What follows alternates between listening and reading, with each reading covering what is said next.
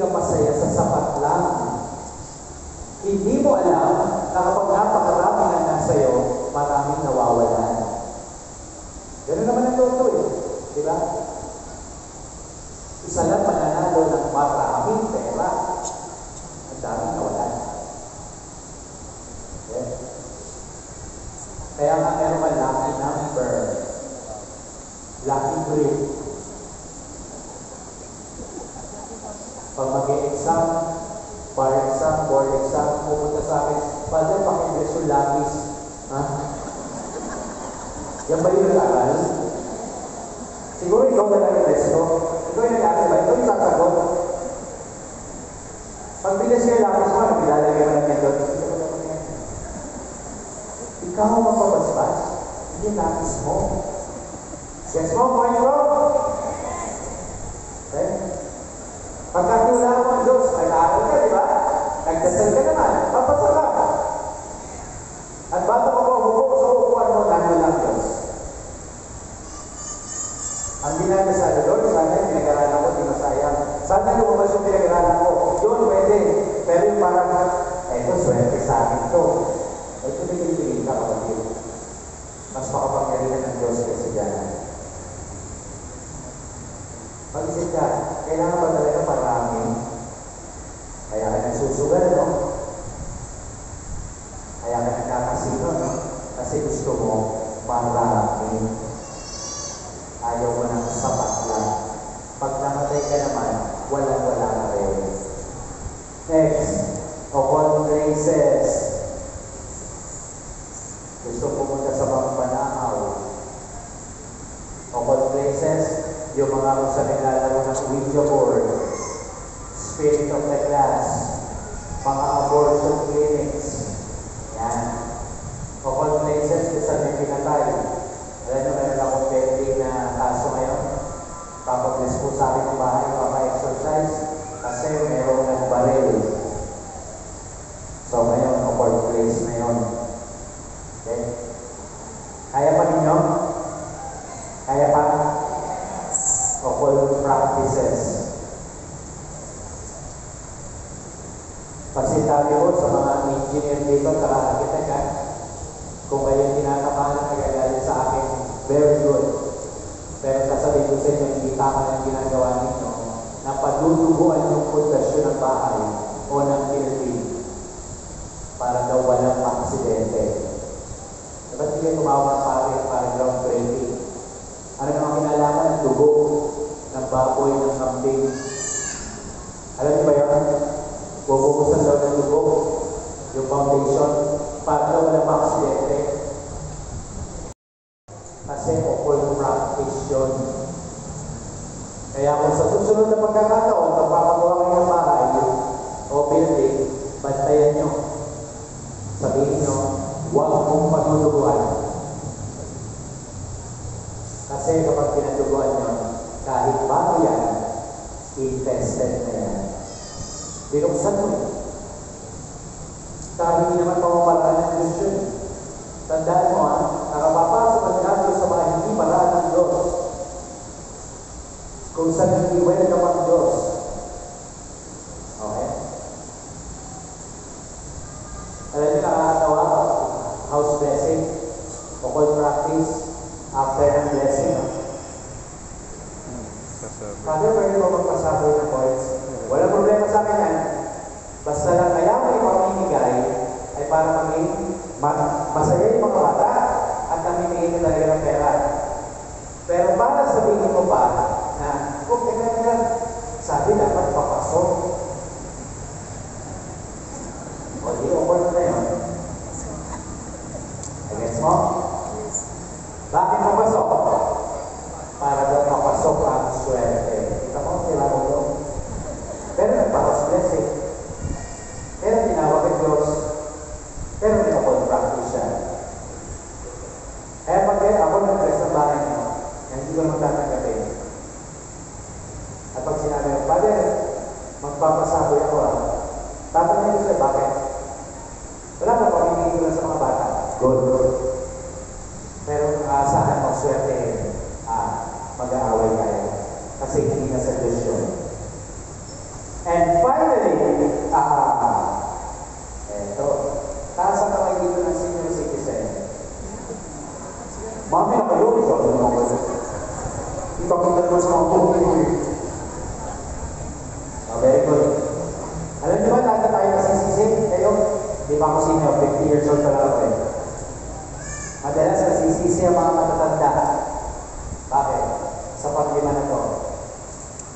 Kasi sabi ni nanay, sabi ni tatay, ano yun? Mga pamahiin.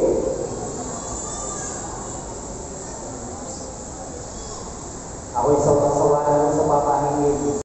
Mga pagkatanda. Patay na yung mga yun.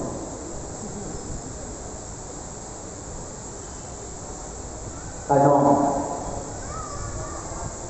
Kaya nyo ba? Tutuloy nyo ba? Ano mas makapagyatinan? Espiritu Santo o inimag na plato? Alam nyo ba guys?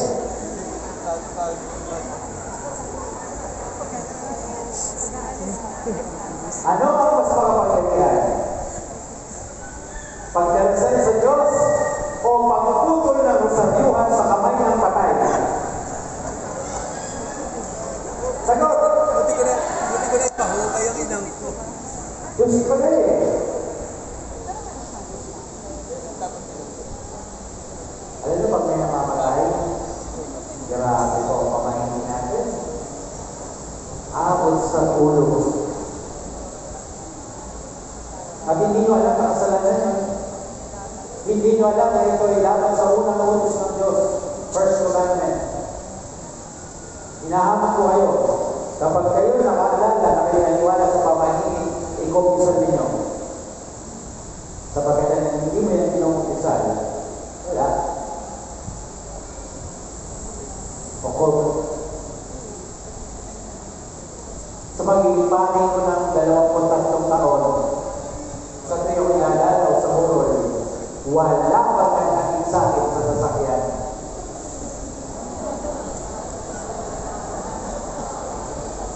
Sa pagkasabi ng mga matatanda, huwag mong ihahatid, bawal yan.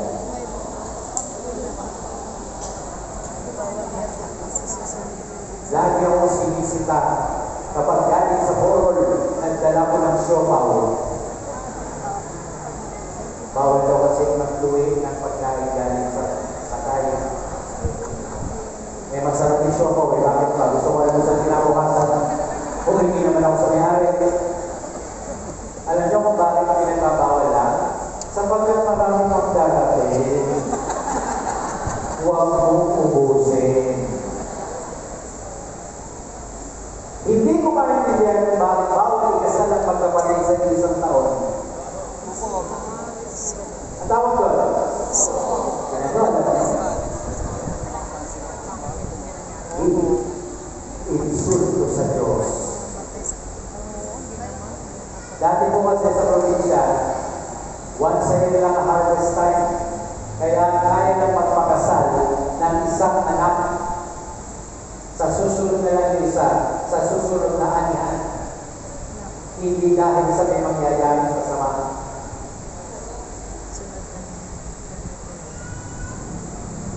Pero pustahan tayo. Kung dadalaw kayo sa patay ngayon, dadaan muna kayo sa Jollibee o 7-Eleven.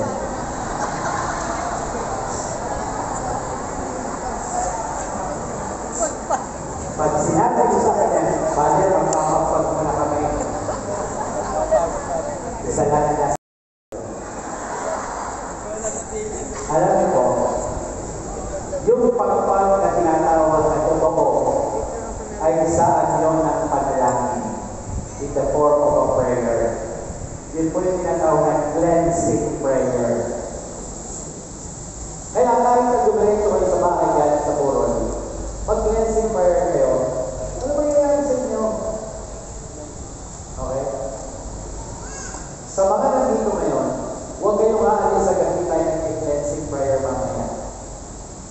Sapagkat ito'y para walang sumunod sa inyo. Totoo. Hindi ko pinapaalis kapag hindi nag-cleansing prayer.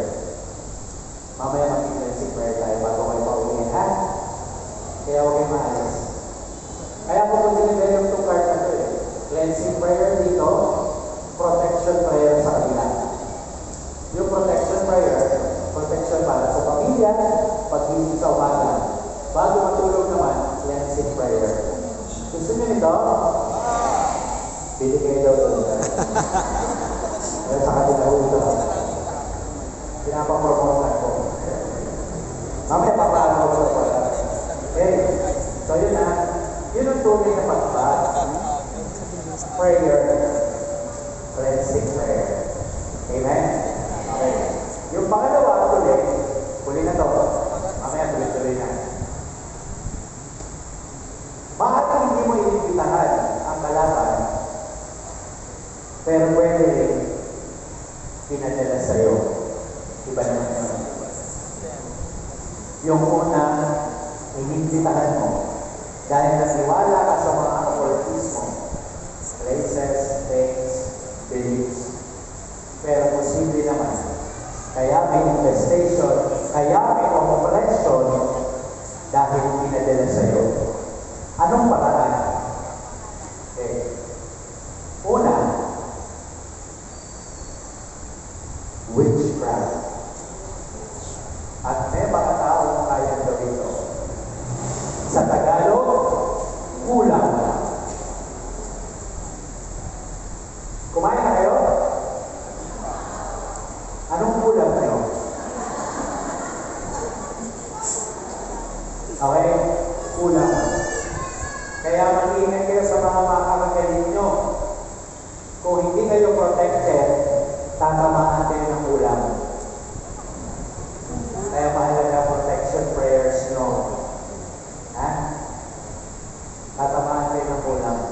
Kung hindi kayo nagsisimba, tatamaan kayo ng kulang. Kung hindi kayo nauumisal, hindi nauumamon yun. Tatamaan talaga kayo ng kulang. Yan ang protection. Pero hindi lang yun. Alam niyo, meron akong pasyente. Kapag siya umiihi, meron pong centipede sa ihi niya. May centipede na nakikita. Pero centipede, alupihan. Maliit. Sa tubig na ron. Sabi ko, baka nasa tubig yan.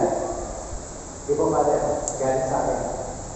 Kasi, nakikita ko, pag umiihi ako sa mall, sa bahay, sa opisina, meron talaga. Away. Hindi lang po sa pinulang, siya po'y binarang.